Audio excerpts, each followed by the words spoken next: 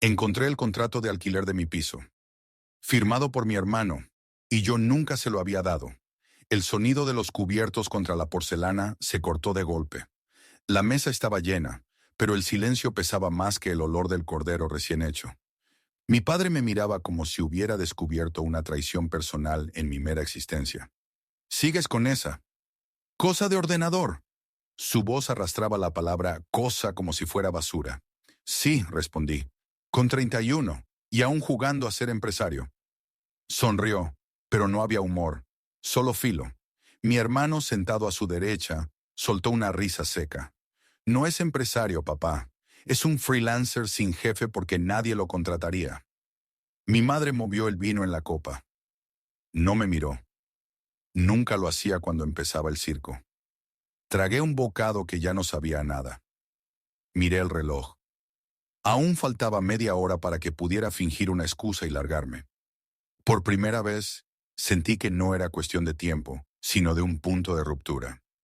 Cuando el postre llegó, yo ya no escuchaba. Solo veía las grietas en el mantel de lino, como si la tela estuviera agotada de soportar lo mismo cada semana. La voz de mi padre subía y bajaba como una vieja radio mal sintonizada. Si hubieras estudiado derecho como tu hermano, tendrías algo serio, dijo él, levantando la copa. Y una hipoteca de por vida, dije, antes de poder frenarme. La mirada de mi hermano se endureció. Mi padre bajó la copa. Silencio. Esa noche, al llegar a mi pequeño piso, abrí el portátil sin encender la luz. La pantalla iluminó el único espacio donde mandaba yo. Y allí, en ese rectángulo de luz, entendí que el próximo paso no sería explicarles nada. Sería irme de su órbita para siempre. Me pregunté, ¿en qué momento empezó todo a romperse?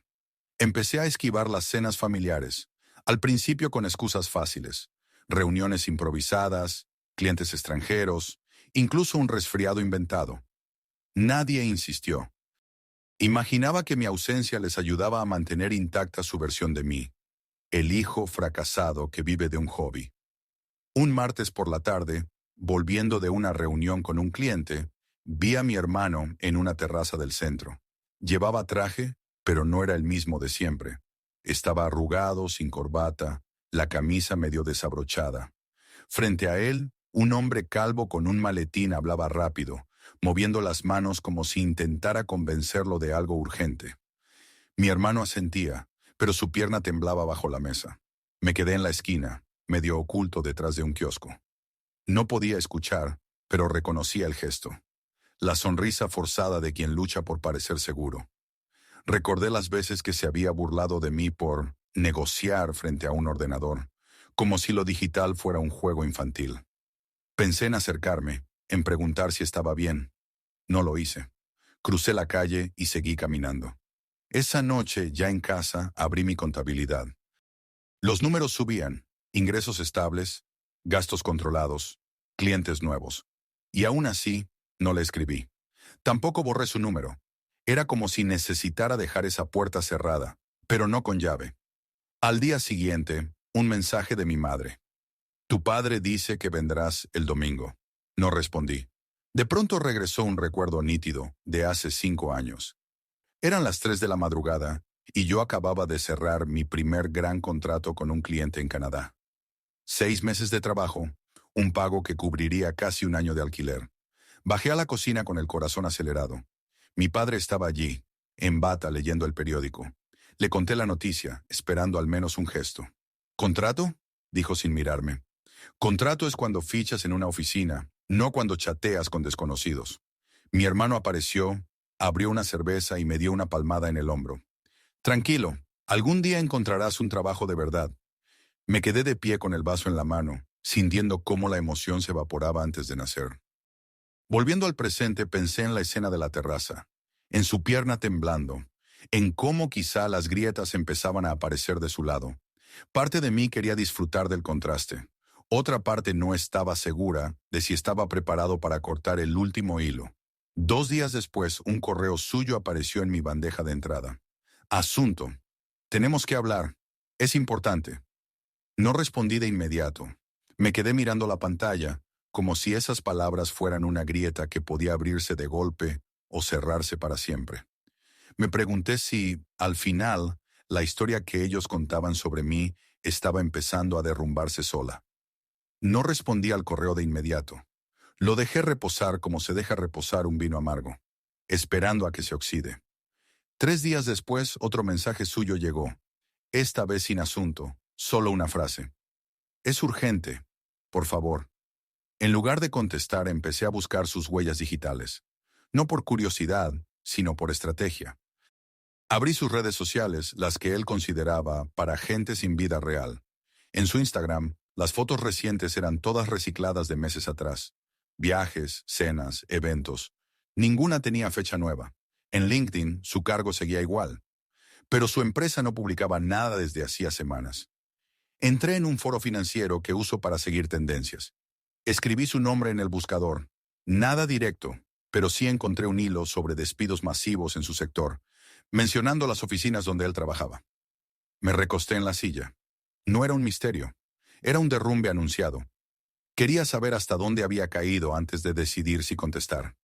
No por compasión, sino porque, después de tantos años, me había ganado el derecho de elegir el terreno donde se daría la conversación.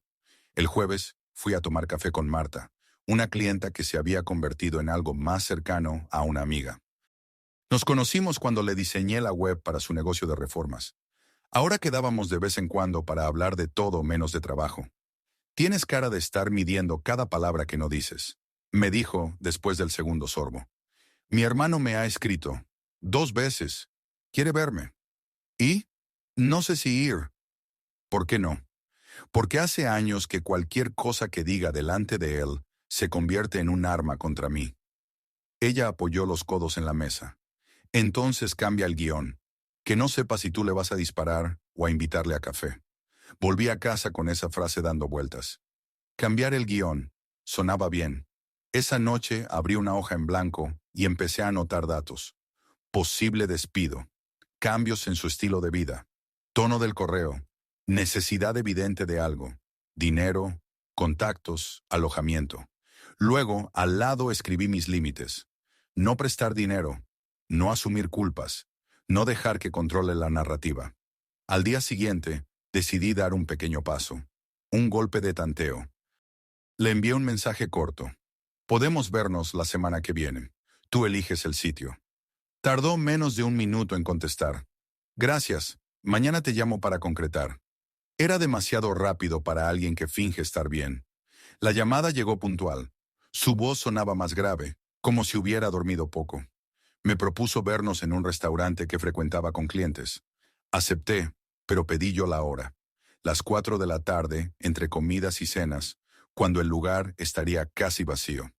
El día de la reunión, llegué 10 minutos antes y pedí una mesa junto a la ventana. El sol entraba de lado, cortando la sala en dos mitades.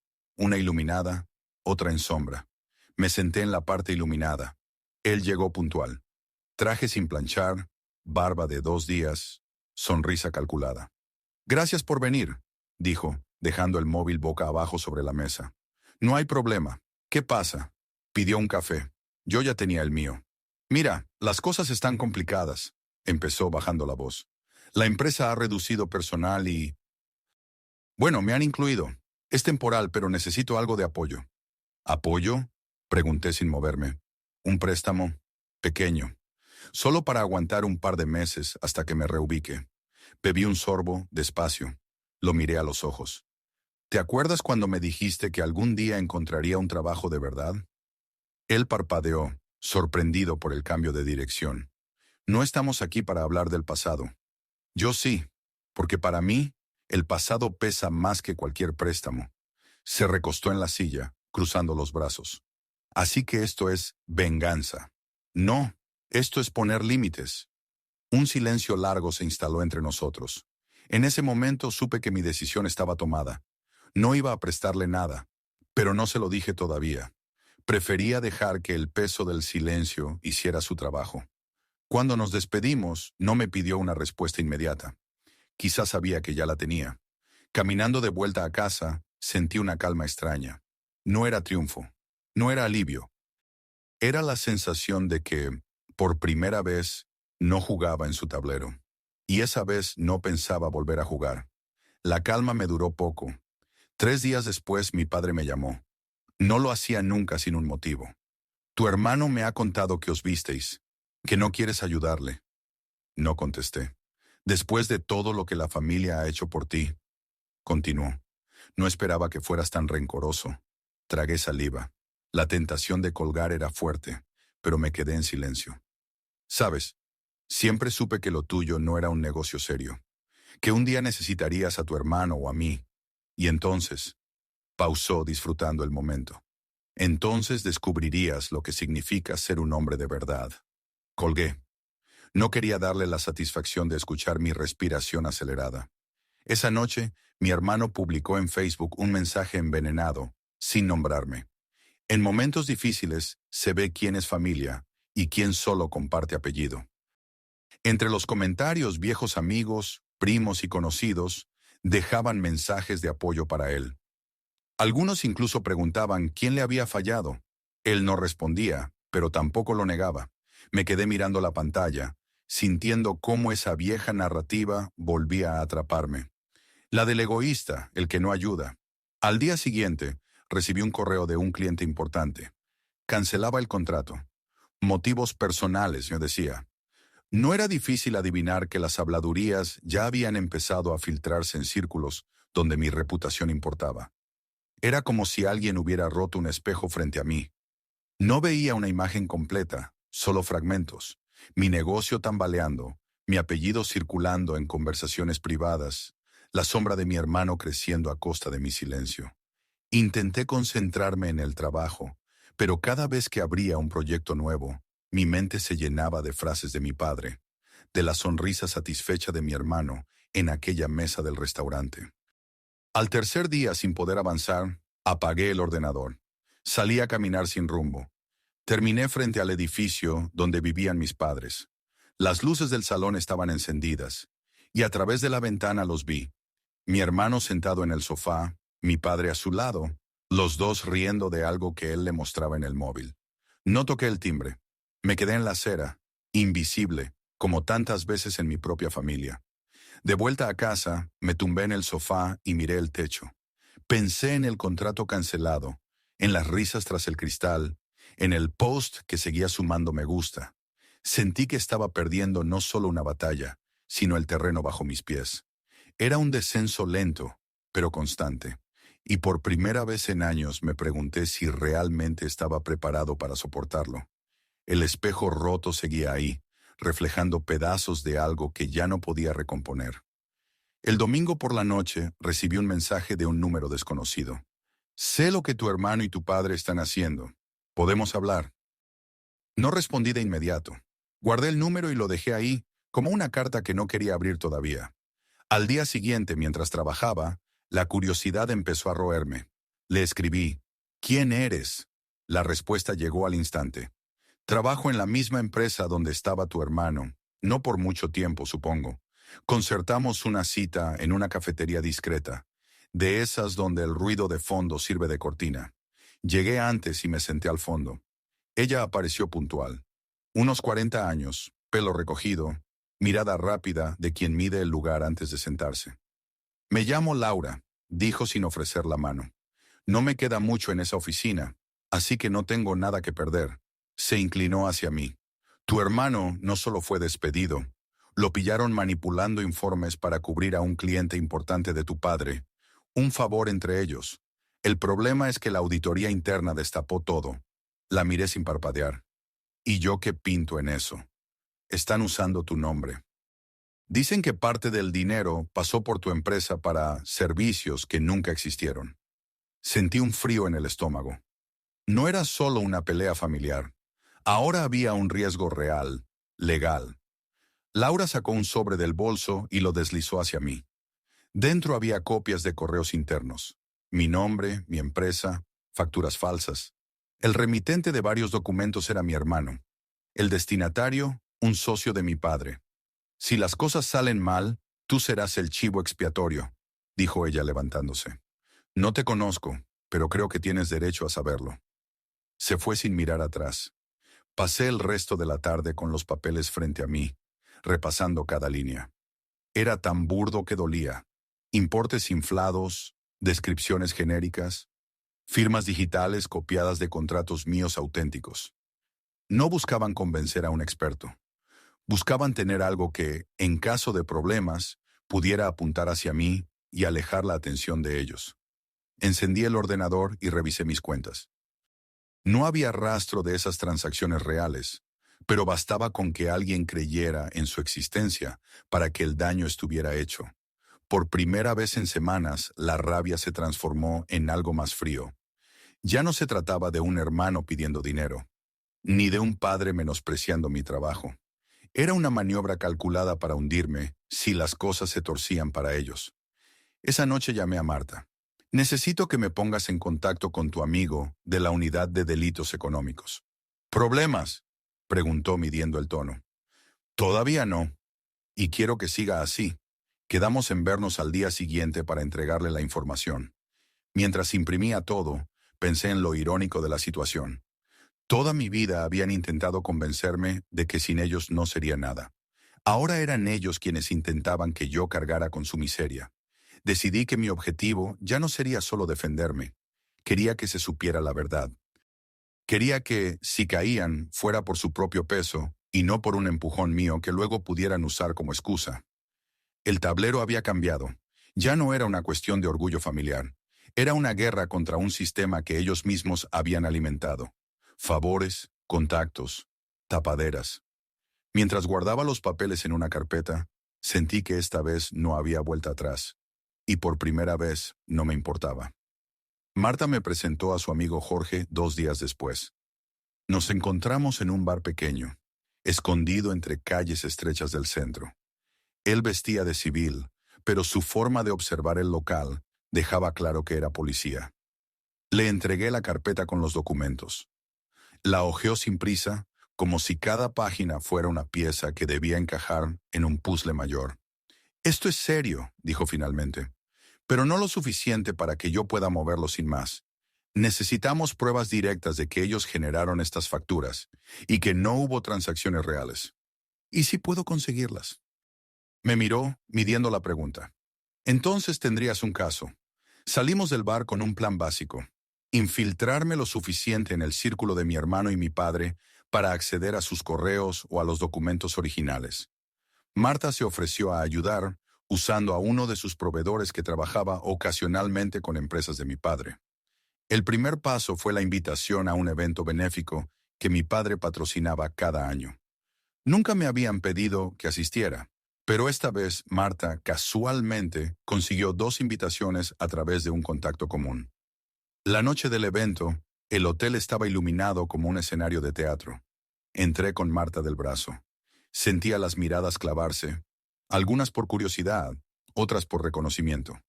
Mi padre estaba al fondo, rodeado de empresarios y políticos locales. Cuando me vio, la sonrisa que esbozó no llegó a los ojos. «No esperaba verte aquí», dijo estrechándome la mano con fuerza. «Yo tampoco», respondí con una calma que no recordaba haber tenido nunca. Durante la cena, Marta se encargó de entretener a varios de los socios, dejándome espacio para moverme. Localicé a Carlos, el asistente personal de mi padre, que estaba revisando algo en su portátil cerca de la barra. Me acerqué con una copa en la mano. «Carlos, ¿cuánto tiempo? ¿Sigues gestionando todo para mi padre? Ya sabes, el trabajo no para. Debe ser difícil manejar tantos proyectos y tantos archivos». Mientras hablábamos, noté que dejaba su móvil sobre la barra. La pantalla se encendía con notificaciones de correo. Alcancé a ver un asunto. «Facturas Q4, confidencial». «¿Puedo invitarte a una copa?», pregunté señalando al camarero. Él aceptó. Mientras se giraba para coger la bebida, mi mano pasó por el móvil. Solo un segundo, lo suficiente para tomar una foto de la pantalla con mi teléfono. Esa imagen era una puerta, un remitente, un asunto, una fecha. Jorge podría usarla para solicitar legalmente el acceso a ese correo si encontraba un motivo formal. Salí de allí sintiéndome distinto. Ya no era el hijo que esquivaba conversaciones incómodas. Era alguien que estaba construyendo un caso. Al final de la noche, Marta y yo caminamos hacia su coche. «Has estado tranquilo», me dijo. «Incluso cuando tu padre te miraba como si quisiera borrarte de la sala». «No le tengo miedo». «Ya no». Eso suena a sentencia. Es que lo es. De camino a casa, repasé mentalmente cada paso. No se trataba solo de reunir pruebas, también quería que vieran que yo estaba presente, que no me escondía. La idea de que supieran que yo sabía se convirtió en parte del plan. Al llegar envié la foto a Jorge con un mensaje. Primer hilo. Voy a tirar de él. 2 semanas después Jorge me llamó. Tenemos lo que necesitamos. El correo incluía los archivos originales de las facturas falsas y conversaciones internas donde tu hermano y tu padre hablan claramente de usarte como tapadera. Quedamos en que la entrega sería en el lugar más irónico posible. La reunión mensual de la Cámara de Comercio, donde mi padre todavía presumía de ser un pilar de la comunidad empresarial. Jorge iría de incógnito, acompañado de 2 agentes. El salón estaba lleno de trajes y vestidos caros. El murmullo de las conversaciones flotaba bajo la música suave. Llegué sin Marta, sin compañía, como quien va a su propia ejecución pero sin miedo. Mi padre me vio entrar y alzó la ceja, sorprendido. Mi hermano a su lado murmuró algo al oído y sonrió con ese gesto de superioridad que conocía de memoria. Cuando el presidente de la Cámara tomó la palabra, Jorge y los otros 2 agentes se acercaron discretamente a la mesa de mi padre. El movimiento fue lento, casi elegante. Credenciales al aire, palabras cortas, un gesto hacia la salida. ¿De qué se trata?, preguntó mi padre, intentando mantener la compostura. Tenemos que acompañarle para hacerle unas preguntas sobre ciertas facturas, respondió Jorge, con voz neutra. Mi hermano se levantó bruscamente. Esto es un error. No tienen nada contra nosotros. Tenemos suficiente para empezar, replicó Jorge señalando la carpeta que llevaba a uno de los agentes. La sala quedó en silencio. Las conversaciones se cortaron como si alguien hubiera bajado un interruptor. Todos miraban. Algunos se apartaban para dejar paso, otros grababan discretamente con el móvil. Vi cómo el color se le iba del rostro a mi padre, pero lo que más me llamó la atención fue la expresión de mi hermano. No era miedo, era rabia, la misma que yo había sentido tantas veces, pero ahora dirigida a mí. ¿Tú has hecho esto?, me susurró al pasar junto a mí, escoltado hacia la salida. No respondí. Solo lo miré, igual que él me había mirado tantas veces cuando yo estaba en el suelo. En el vestíbulo, los flashes de las cámaras improvisadas los siguieron hasta la puerta. Afuera una furgoneta policial esperaba. Yo no me quedé para ver cómo se los llevaban. Me aparté antes, saliendo por la puerta lateral, sin saludar a nadie. No quería el papel del triunfador. No quería aplausos. Caminé por las calles del centro, escuchando el eco amortiguado de la ciudad. No había euforia. Lo que sentía era más parecido a un cierre, como si hubiera quitado un peso que llevaba desde niño. En una esquina, mi teléfono vibró. Un mensaje de Jorge. Todo en marcha. Te mantendré informado. Lo guardé sin contestar. No necesitaba más palabras. El trabajo estaba hecho, y yo me retiraba antes de que la historia me reclamara como protagonista.